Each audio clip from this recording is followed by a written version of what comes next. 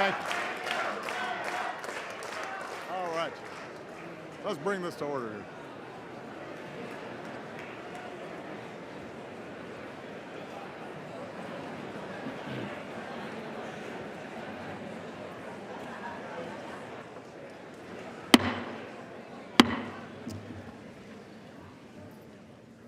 Members of Congress, I have the high privilege and the distinct honor of presenting to you the President of the United States.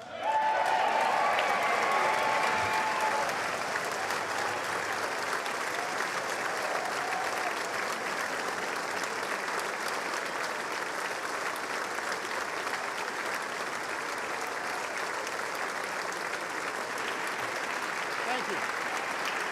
Thank you very much. Everybody, please have a seat. Thank you. Mr. Speaker, Mr. Vice President, members of Congress, my fellow Americans. Tonight marks the 8th year that I've come here to report on the State of the Union. And for this final one, I'm going to try to make it a little shorter.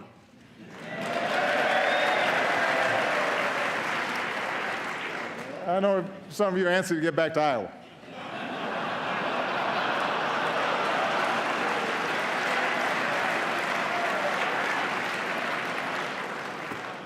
I've been there.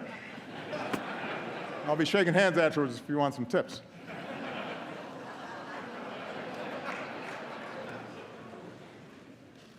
Now, I understand that because it's an election season, expectations for what we will achieve this year are low. But, Mr. Speaker, I appreciate the constructive approach that you and other leaders took at the end of last year to pass a budget and make tax cuts permanent for working families. So I hope we can work together this year on some bipartisan priorities like criminal justice reform and helping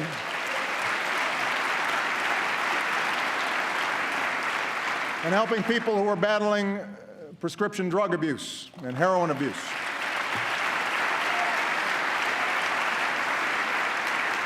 So, who knows? We might surprise the cynics again.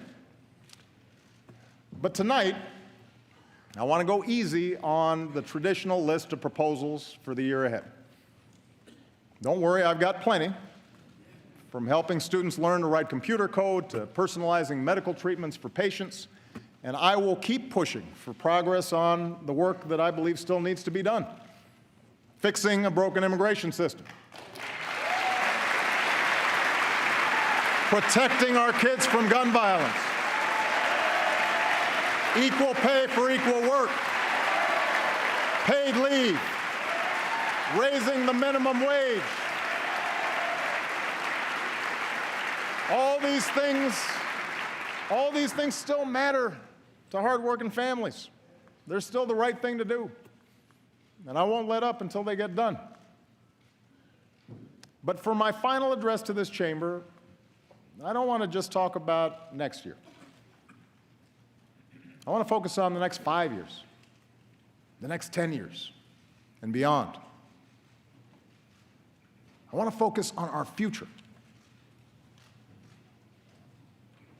We live in a time of extraordinary change. Change that's reshaping the way we live, the way we work, our planet, our place in the world. It's change that promises amazing medical breakthroughs, but also economic disruptions that strain working families. It promises education for girls in the most remote villages, but also connects terrorists plotting an ocean away. It's change that can broaden opportunity or widen inequality. And whether we like it or not, the pace of this change will only accelerate. America's been through big changes before. Wars and depression, the influx of new immigrants, workers fighting for a fair deal, movements to expand civil rights. Each time, there have been those who told us to fear the future, who claimed we could slam the brakes on change who promised to restore past glory if we just got some group or idea that was threatening America under control. And each time we overcame those fears. We did not, in the words of Lincoln, adhere to the dogmas of the quiet past. Instead, we thought anew and acted anew. We made change work for us, always extending America's promise outward to the next frontier, to more people.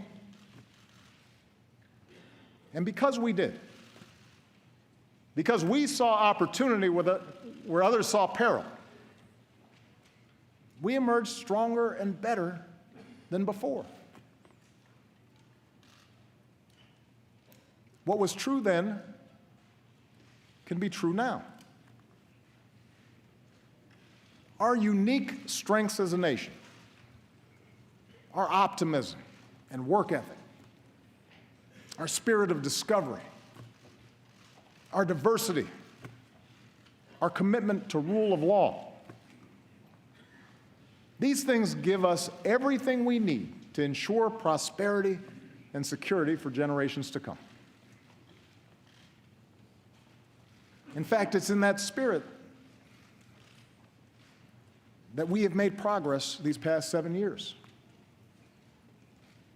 That's how we recovered from the worst economic crisis in generations.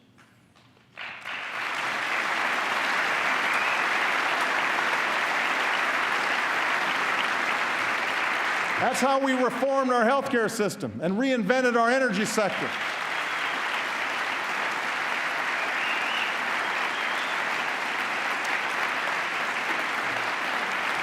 That's how we delivered more care and benefits to our troops coming home and our veterans. That's how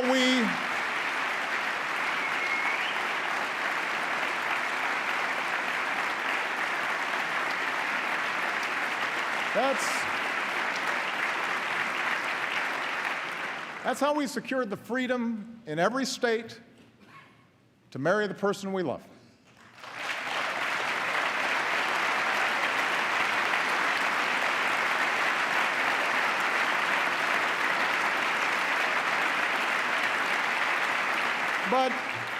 But such progress is not inevitable.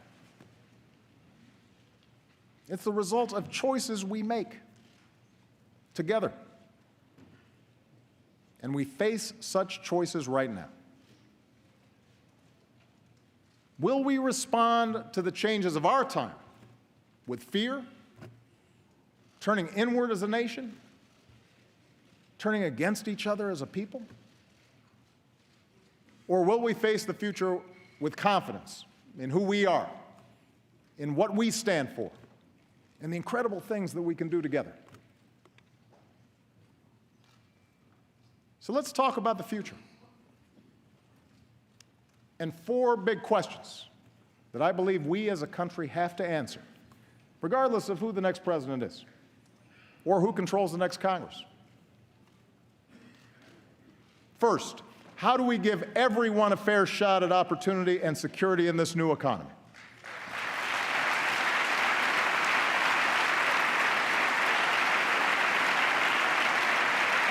Second,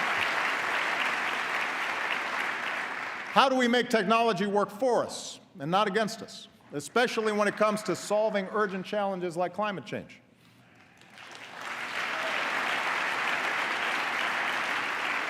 Third, how do we keep America safe and lead the world without becoming its policeman?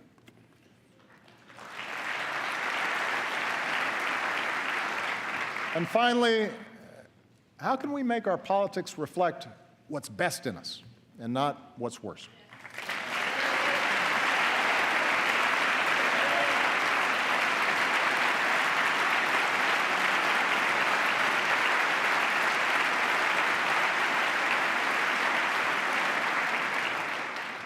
Let me start with the economy and a basic fact. The United States of America, right now, has the strongest, most durable economy in the world.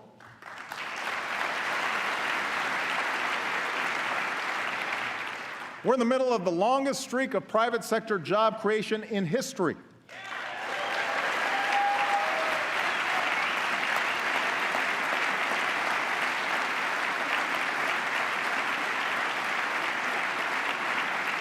More than 14 million new jobs, the strongest 2 years of job growth since the 1990s, an unemployment rate cut in half.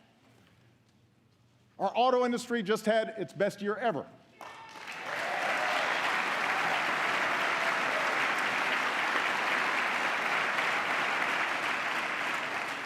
That's just part of a manufacturing surge that's created nearly 900,000 new jobs in the past 6 years. And we've done all this while cutting our deficits by almost 3/4.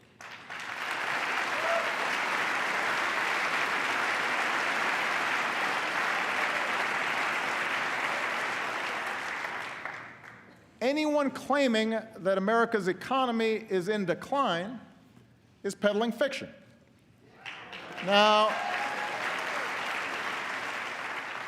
what is true, and the reason that a lot of Americans feel anxious, is that the economy has been changing in profound ways. Changes that started long before the Great Recession hit, changes that have not let up.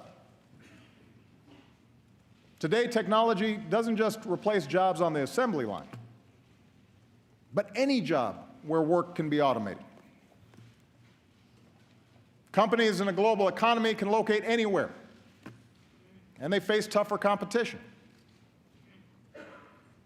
As a result, workers have less leverage for a raise. Companies have less loyalty to their communities, and more wealth and income is concentrated at the very top. All these trends have squeezed workers, even when they have jobs, even when the economy is growing.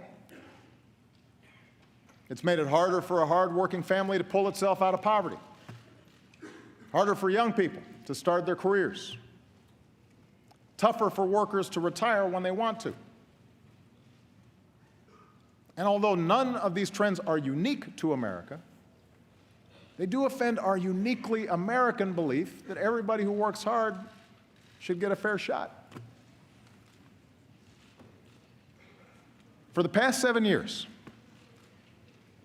our goal has been a growing economy that also works better for everybody. We've made progress, but we need to make more. And despite all the political arguments that we've had these past few years, there are actually some areas where Americans broadly agree. We agree that real opportunity requires every American to get the education and training they need to land a good-paying job. The bipartisan reform of No Child Left Behind was an important start. And together we've increased early childhood education, lifted high school graduation rates to new highs, boosted graduates in fields like engineering. In the coming years, we should build on that progress by providing pre-K for all and offering every student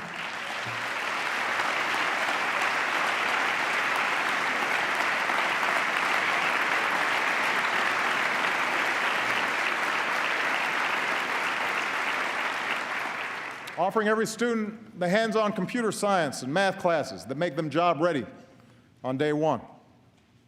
We should recruit and support more great teachers for our kids.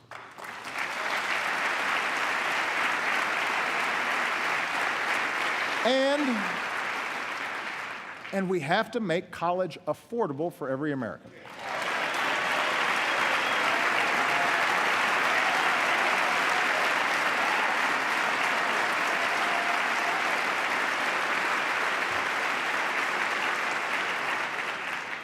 No hardworking student should be stuck in the red.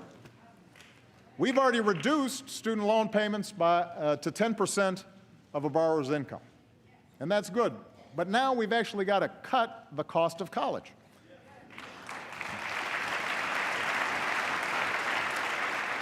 Providing 2 years of community college at no cost for every responsible student is one of the best ways to do that, and I'm going to keep fighting to get that started this year. It's the right thing to do.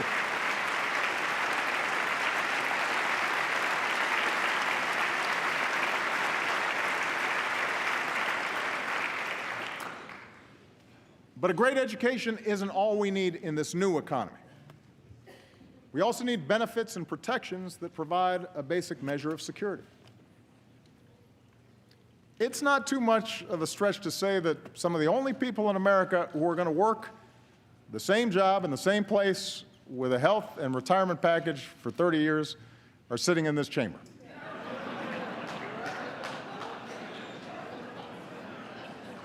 For everyone else, especially folks in their 40s and 50s, saving for retirement or bouncing back from job loss has gotten a lot tougher. Americans understand that at some point in their careers, in this new economy, they may have to retool, they may have to retrain, but they shouldn't lose what they've already worked so hard to build in the process. That's why Social Security and Medicare are more important than ever. We shouldn't weaken them, we should strengthen them.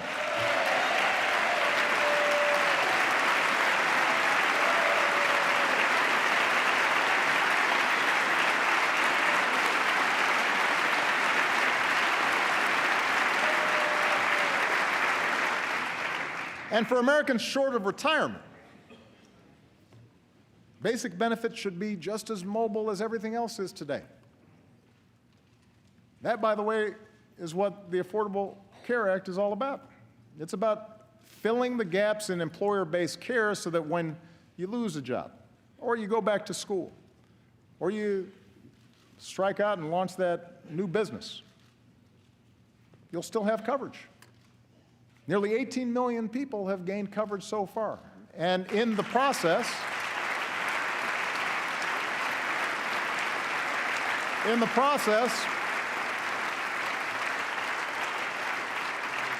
healthcare inflation has slowed, and our businesses have created jobs every single month since it became law.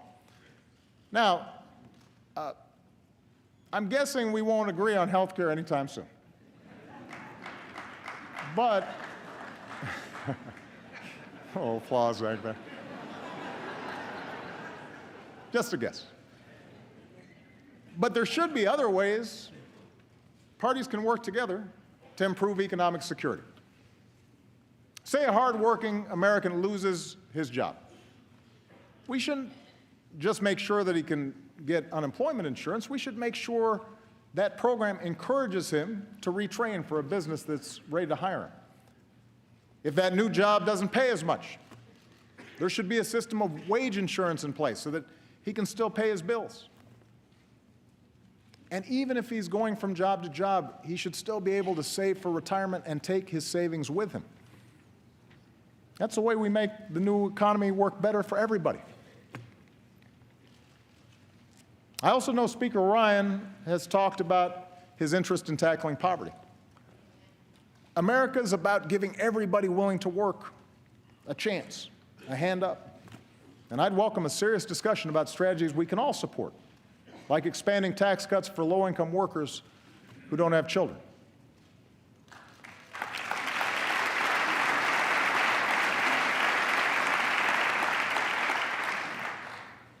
But there are some areas where we just have to be honest. It has been difficult to find agreement over the last 7 years.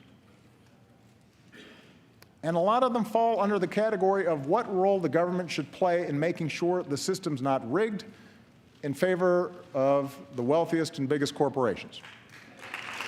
And it's an honest disagreement. And the American people have a choice to make. I believe a thriving private sector is the lifeblood of our economy. I think there are outdated regulations that need to be changed. There is red tape that needs to be cut. There you go. Yeah.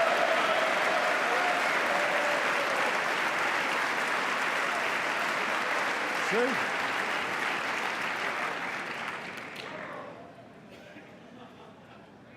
But after years now of record corporate profits, working families won't get more opportunity or bigger paychecks just by letting big banks or big oil or hedge funds make their own rules at everybody else's expense.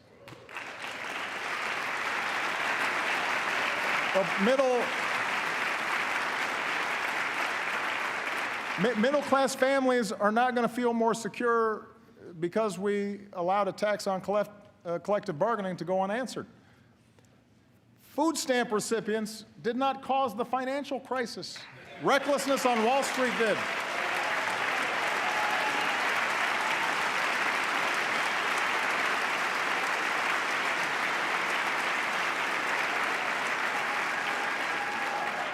Immigrants aren't the principal reason wages haven't gone up. Those decisions are made in the boardrooms that all too often put quarterly earnings over long-term returns. It's sure not the average family watching tonight that avoids paying taxes through offshore accounts. The point is, I believe that in this new economy, workers and startups and small businesses need more of a voice, not less. The rules should work for them. And I'm not alone in this. This year I plan to lift up the many businesses who figured out that doing right by their workers or their customers or their communities ends up being good for their shareholders. And I want to spread those best practices across America. That's part of a brighter future.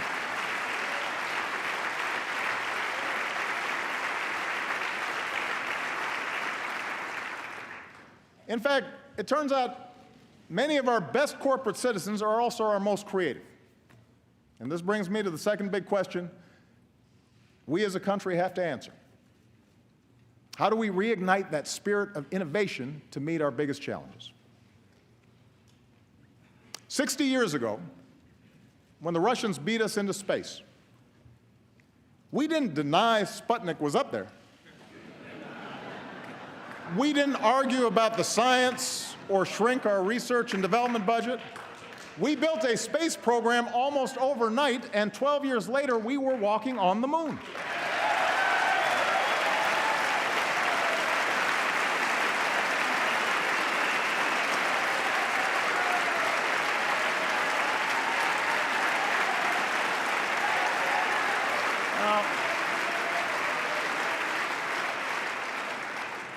That spirit of discovery is in our DNA. America is Thomas Edison and the Wright brothers and George Washington Carver.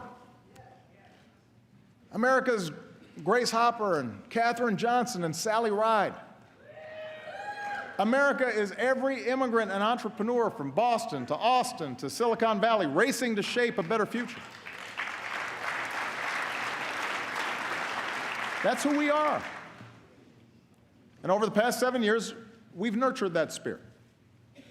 We've protected an open internet and taken bold new steps to get more students and low-income Americans online.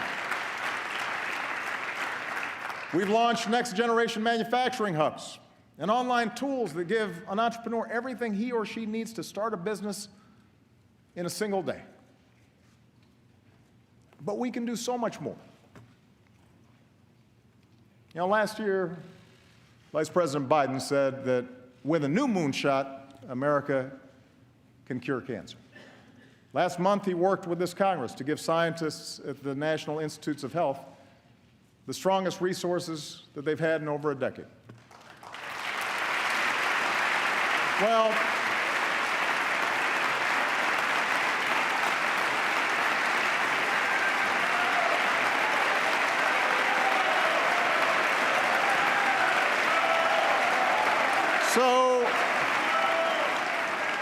So tonight I'm announcing a new national effort to get it done. And because he's gone to the mat for all of us on so many issues over the past 40 years, I'm putting Joe in charge of mission control. For the loved ones we've all lost, for the families that we can still save, let's make America the country that cures cancer once and for all. What do you say, Joe? Let's make it happen.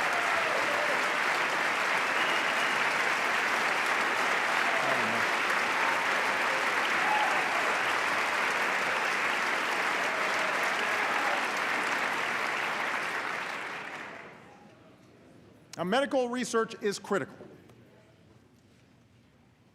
We need the same level of commitment when it comes to developing clean energy sources.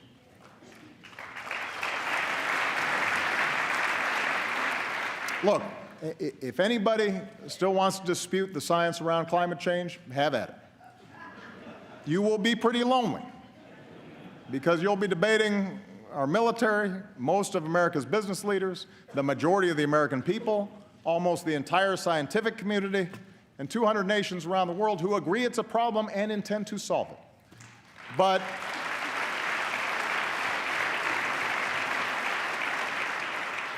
even if the planet wasn't at stake, even if 2014 wasn't the warmest year on record, until 2015 turned out to be even hotter, why would we want to pass up the chance for American businesses to produce and sell the energy of the future?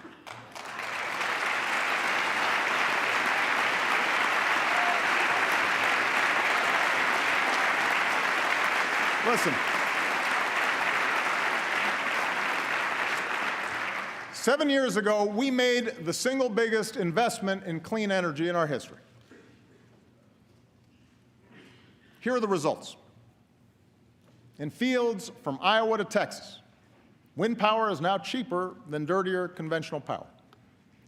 On rooftops from Arizona to New York, solar is saving Americans tens of millions of dollars a year on their energy bills and employs more Americans than coal in jobs that pay better than average.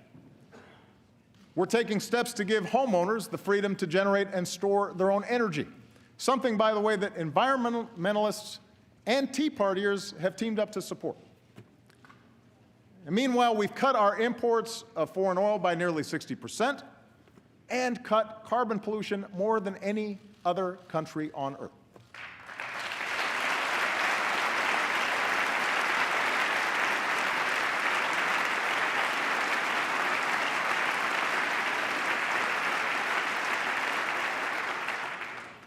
Gas under $2 a gallon ain't bad either.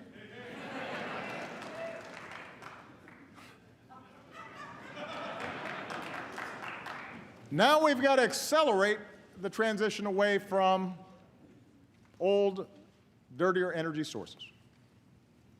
Rather than subsidize the past, we should invest in the future, especially in communities that rely on fossil fuels. We do them no favor when we don't show them where the trends are going.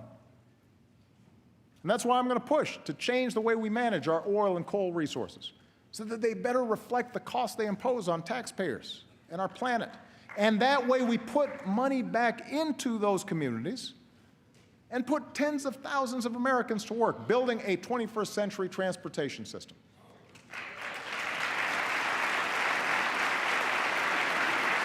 Now,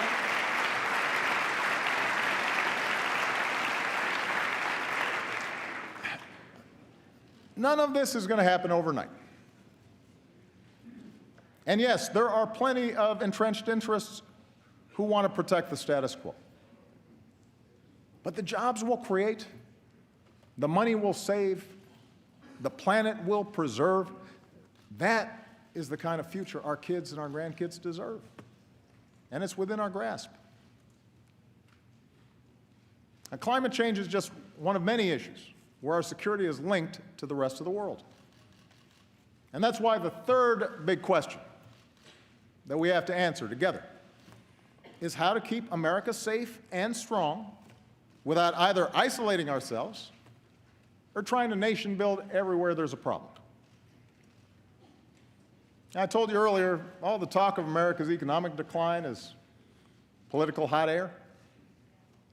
Well, so is all the rhetoric you hear about our enemies getting stronger and America getting weaker. Let me tell you something. The United States of America is the most powerful nation on earth, period. Period. It's not even close. It's not even close.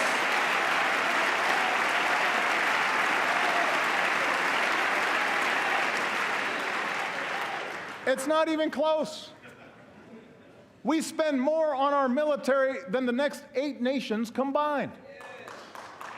Our troops are the finest fighting force in the history of the world.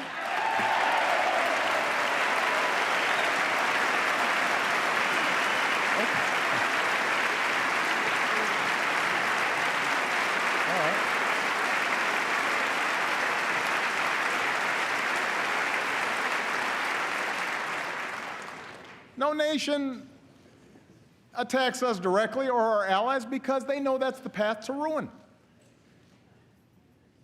Surveys show our standing around the world is higher than when I was elected to this office, and when it comes to every important international issue. People of the world do not look to Beijing or Moscow to lead, they call us.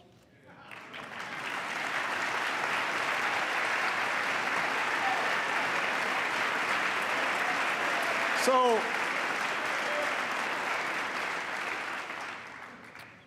I think it's useful to level set here. Because when we don't make good decisions.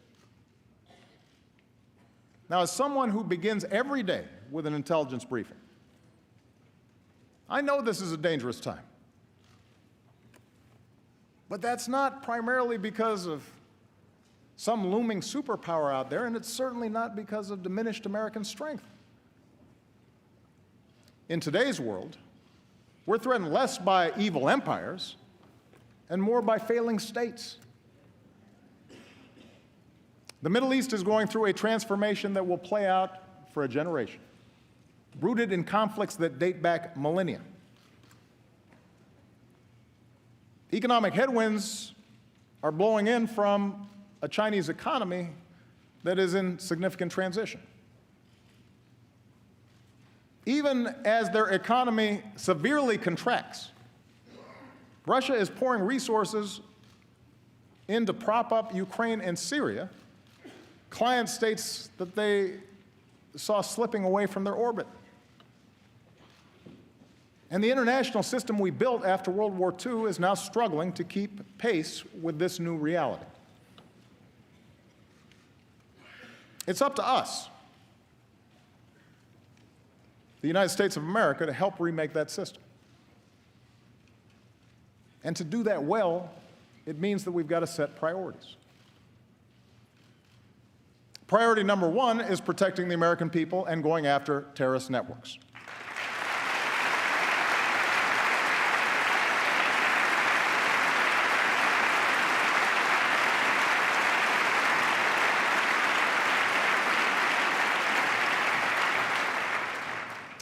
Both al-Qaeda and now ISIL pose a direct threat to our people because in today's world, even a handful of terrorists who place no value on human life, including their own, can do a lot of damage.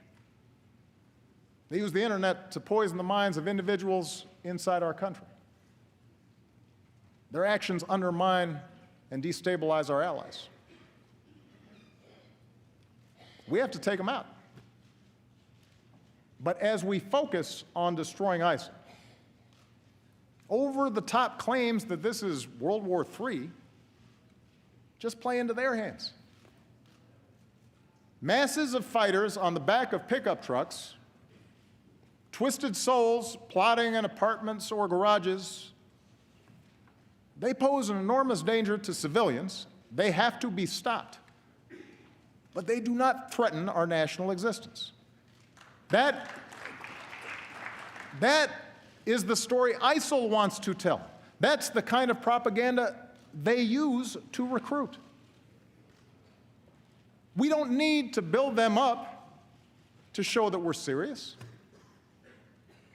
And we sure don't need to push away vital allies in this fight by echoing the lie that ISIL is somehow representative of one of the world's largest religions.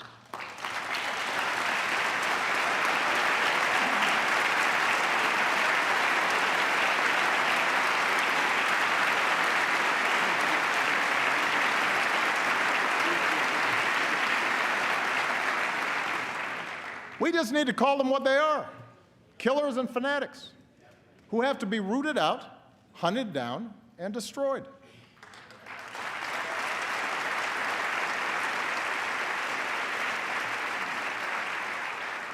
And that's exactly what we're doing. For more than a year, America has led a coalition of more than 60 countries to cut off ISIL's financing, disrupt their plots, stop the flow of terrorist fighters, and stamp out their vicious ideology. With nearly 10,000 airstrikes, we're taking out their leadership, their oil, their training camps, their weapons.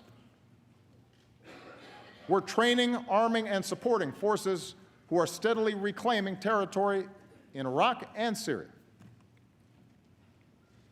If this Congress is serious about winning this war and wants to send a message to our troops and the world, authorize the use of military force against ISIL. Take a vote.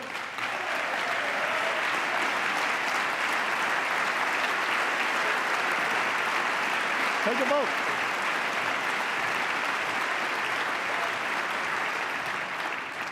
But the American people should know that with or without congressional action, ISIL will learn the same lessons as terrorists before them.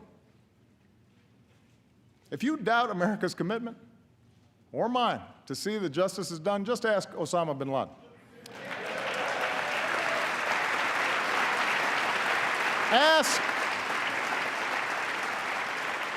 Ask the leader of al-Qaeda in Yemen, who was taken out last year, or the perpetrator of the Benghazi attacks, who sits in a prison cell.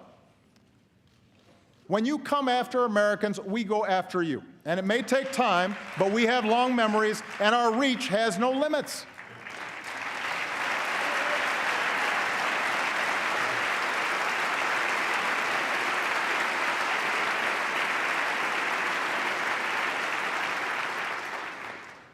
Our foreign policy has to be focused on the threat from ISIL and al-Qaeda. But it can't stop there. For even without ISIL, even without al-Qaeda, instability will continue for decades in many parts of the world. In the Middle East, in Afghanistan and parts of Pakistan, in parts of Central America and Africa and Asia. Some of these places may become safe havens for new terrorist networks. Others will just fall victim to ethnic conflict or famine, feeding the next wave of refugees. The world will look to us to help solve these problems. And our answer needs to be more than tough talk or calls to carpet bomb civilians. That may work as a TV soundbite, but it doesn't pass muster on the world stage. We also can't try to take over and rebuild every country that falls into crisis, even if it's done with the best of intentions. That's not leadership. That's a recipe for quagmire, spilling American blood and treasure that ultimately will weaken us. It's the lesson of Vietnam. It's the lesson of Iraq, and we should have learned it by now. Now,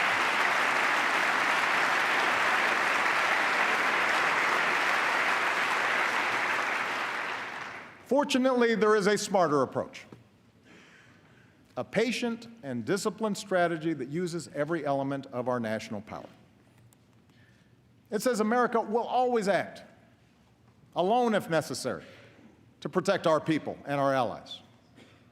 But on issues of global concern, we will mobilize the world to work with us and make sure other countries pull their own weight.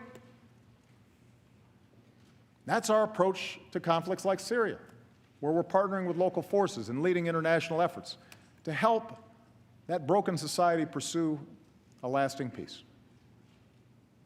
That's why we built a global coalition with sanctions and principled diplomacy to prevent a nuclear-armed Iran. And as we speak, Iran has rolled back its nuclear program, shipped out its uranium stockpile, and the world has avoided another war.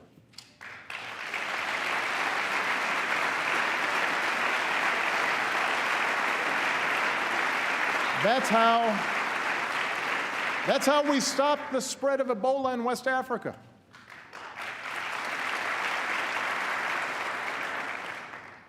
Our military, our doctors, our development workers, they were heroic. They set up the platform that then allowed other countries to join in behind us and stamp out that epidemic.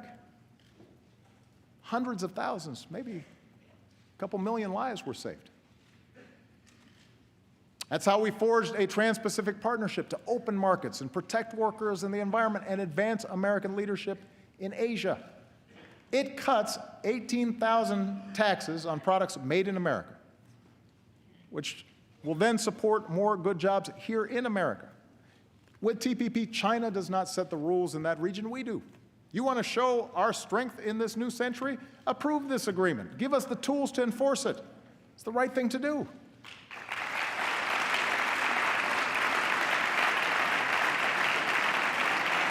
Let me give you another example. 50 years of isolating Cuba had failed to promote democracy. It set us back in Latin America. That's why we restored diplomatic relations, opened the door to travel and commerce, positioned ourselves to improve the lives of the Cuban people.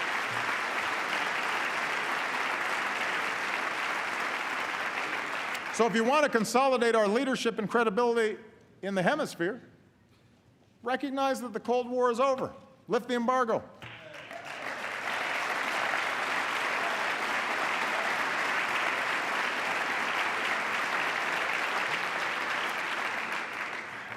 The point is, American leadership in the 21st century is not a choice between ignoring the rest of the world, except when we kill terrorists, or occupying and rebuilding whatever society is unraveling.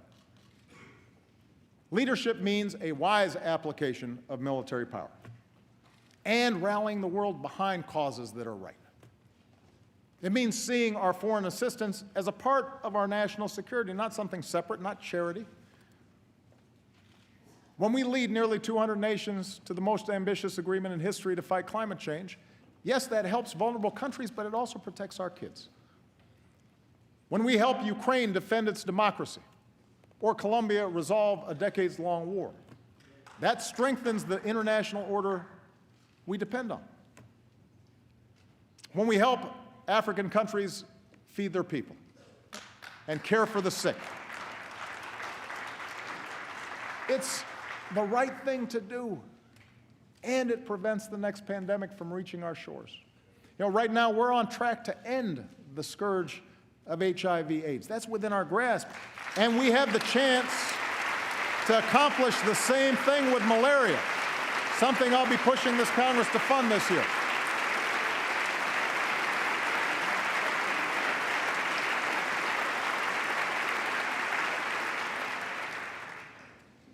That's American strength. That's American leadership. And that kind of leadership depends on the power of our example. That's why I will keep working to shut down the prison at Guantanamo. It is expensive, it is unnecessary, and it only serves as a recruitment brochure for our enemies. There's a better way. And that's why we need to reject any politics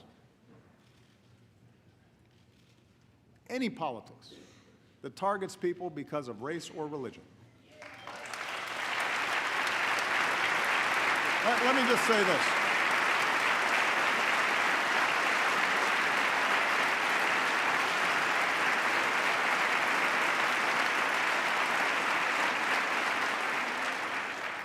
This is not a matter of political correctness.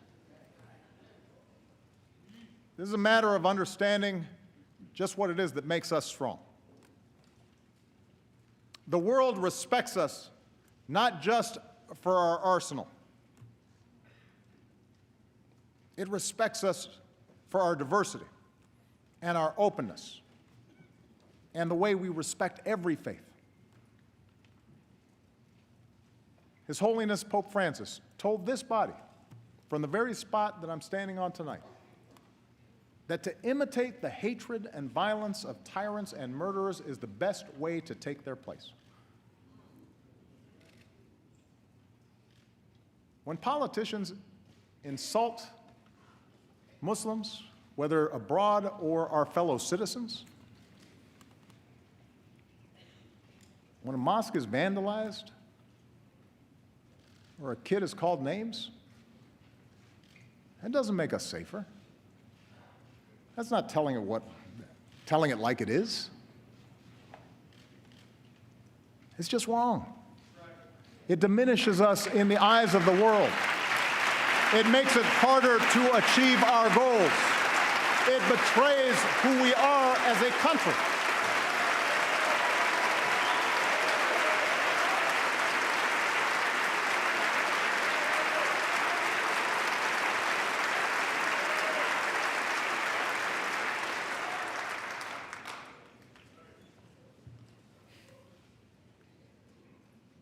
We the people.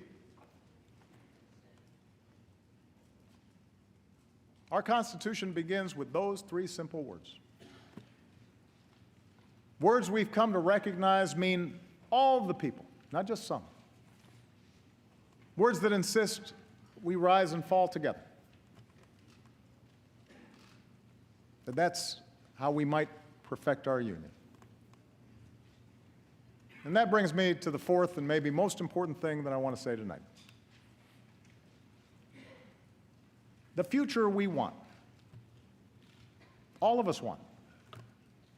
Opportunity and security for our families, a rising standard of living, a sustainable, peaceful planet for our kids.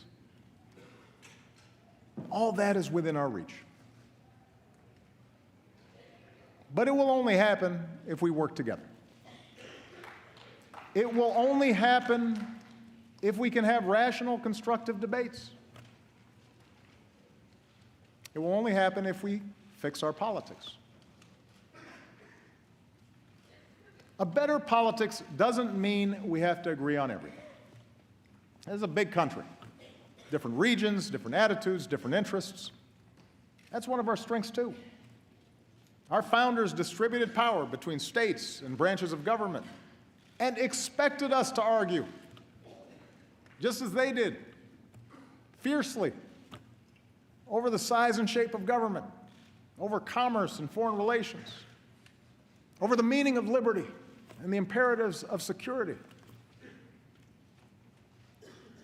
But democracy does require basic bonds of trust between its citizens. It doesn't work if we think the people who disagree with us are all motivated by malice. It doesn't work if we think that our political opponents are unpatriotic or are trying to weaken America. Democracy grinds to a halt without a willingness to compromise, or when even basic facts are contested, or when we listen only to those who agree with us. Our public life withers when only the most extreme voices get all the attention. And most of all, democracy breaks down when the average person feels their voice doesn't matter, that the system is rigged in favor of the rich or the powerful or some special interest. Too many Americans feel that way right now. It's one of the few regrets of my presidency that the rancor and suspicion between the parties has gotten worse instead of better. I have no doubt a president with the gifts of Lincoln or Roosevelt might have better bridged the divide. And I guarantee I'll keep trying to be better so long as I hold this office. But my fellow Americans, this cannot be my task or any president's alone.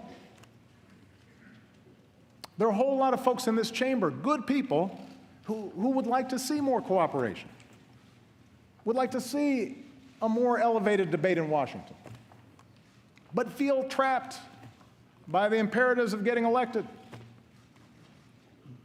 by the noise coming out of your base. I know, you've told me. It's the worst kept secret in Washington. And a lot of you aren't enjoying being trapped in that kind of rancor. But that means if we want a better politics, and I'm addressing the American people now, if we want a better politics, it's not enough just to change a congressman or change a senator or even change a president. We have to change the system to reflect our better selves. I think we've got to end the practice of drawing our congressional districts so that politicians can pick their voters and not the other way around. Let a bipartisan group do it.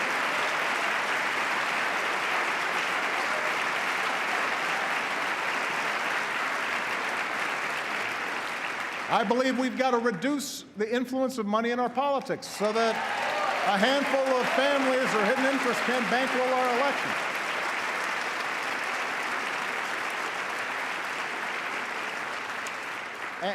And if our existing approach to campaign finance reform can't pass muster in the courts, we need to work together to find a real solution, because it's a problem. And most of you don't like raising money. I know. I've done it.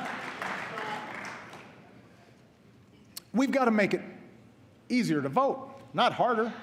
We need to modernize it for the way we live now.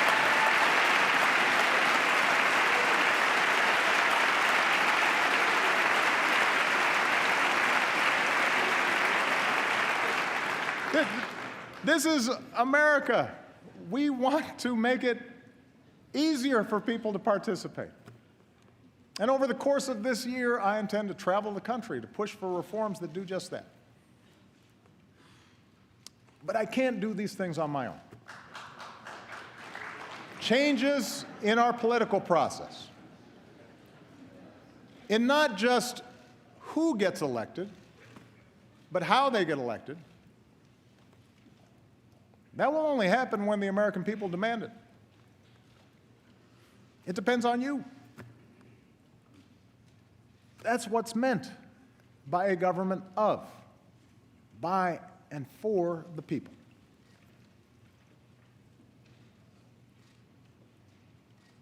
What I'm suggesting is hard. It's a lot easier to be cynical, to accept that change is not possible. And politics is hopeless. And the problem is, all the folks who are elected don't care. And to believe that our voices and our actions don't matter. But if we give up now, then we forsake a better future.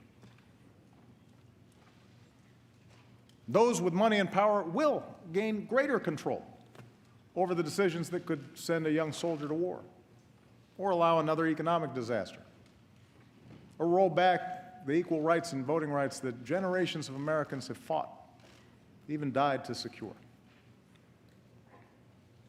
And then, as frustration grows, there will be voices urging us to fall back into our respective tribes, to scapegoat fellow citizens who don't look like us, or pray like us, or vote like we do, or share the same background. We can't afford to go down that path. It won't deliver the economy we want. It will not produce the security we want. But most of all, it contradicts everything that makes us the envy of the world. So, my fellow Americans, whatever you may believe, whether you prefer one party or no party, whether you supported my agenda or fought as hard as you could against it, our collective futures depends on your willingness to uphold your duties as a citizen, to vote, to speak out, to stand up for others, especially the weak, especially the vulnerable, knowing that each of us is only here because somebody, somewhere, stood up for us.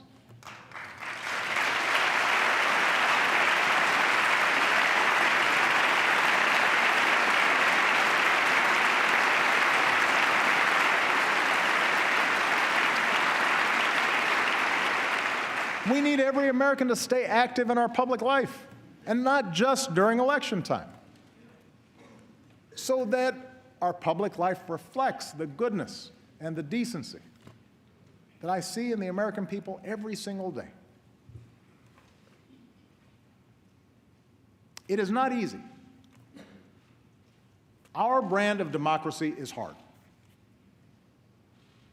But I can promise that a little over a year from now, when I no longer hold this office, I will be right there with you as a citizen, inspired by those voices of fairness and vision, of grit and good humor and kindness that have helped America travel so far.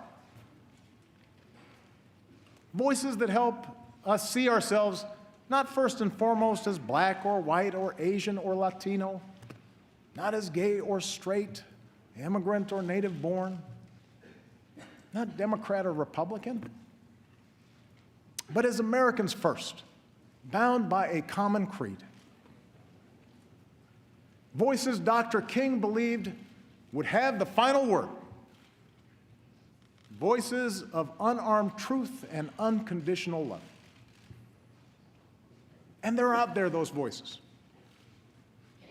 They don't get a lot of attention. They don't seek a lot of fanfare. But they're busy doing the work this country needs doing. I see them everywhere I travel in this incredible country of ours. I see you, the American people. And in your daily acts of citizenship, I see our future unfolding. I see it in the worker on the assembly line who clocked extra shifts to keep his company open, and the boss who pays him higher wages instead of laying him off. I see it in the dreamer who stays up late at night to finish her science project, and the teacher who comes in early, maybe with some extra supplies that she bought because she knows that that young girl might someday cure a disease. I see it in the American who served his time, made bad mistakes as a child, but now is dreaming of starting over. And I see it in the business owner who gives him that second chance. The protester determined to prove that justice matters. And the young cop walking the beat, treating everybody with respect, doing the brave, quiet work of keeping us safe. I see it in the soldier who gives almost everything to save his brothers, the nurse who tends to him till he can run a marathon, the community that lines up to cheer him on. It's the son who finds the courage to come out as who he is, and the father whose love for that son overrides everything he's been taught. I see it in the elderly woman who will wait in line to cast her vote as long as she has to, the new citizen who casts his vote for the first time, the volunteers at the polls who believe every vote should count, because each of them, in different ways, know how much that precious right is worth. That's the America I know. That's the country we love. Clear-eyed, big-hearted, undaunted by challenge, optimistic that unarmed truth and unconditional love will have the final word. That's what makes me so hopeful about our future. I believe in change because I believe in you, the American people. And that's why I stand here as confident as I have ever been that the state of our union is strong. Thank you. God bless you. God bless the United States of America.